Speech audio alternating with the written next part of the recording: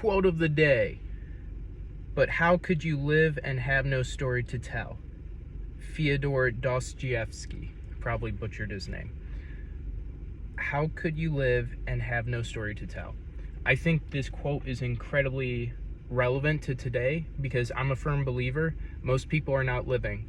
I really don't think most people are living. I think most people are existing.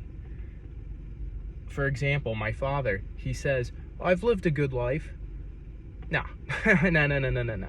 I don't even believe he's lived a life. I think he's existed a decent life, but I don't think he has the right to say he's lived a good life. If you make something out of your existence, I think you then have earned the right to say you've lived a life. But if you don't do anything other than passively exist, I don't think you can actually say you've lived a life. I think if you've only passively existed, you can only say you've existed. And that's no life I want to live.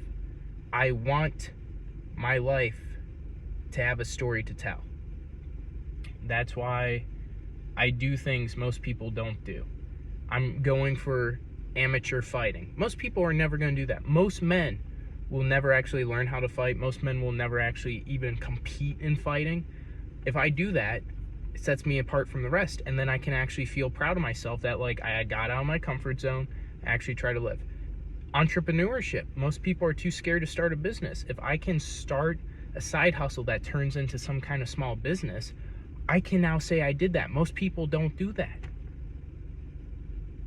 My whole thing with life, all the stuff I do, is not to brag and boast oh, I'm better than everyone else, or I've done what other people haven't done, which it may come off as that, but really it just comes down to I want to live my life in a way where I'm not existing. I'm actually doing something with my life. I can say, yes, I've lived a life.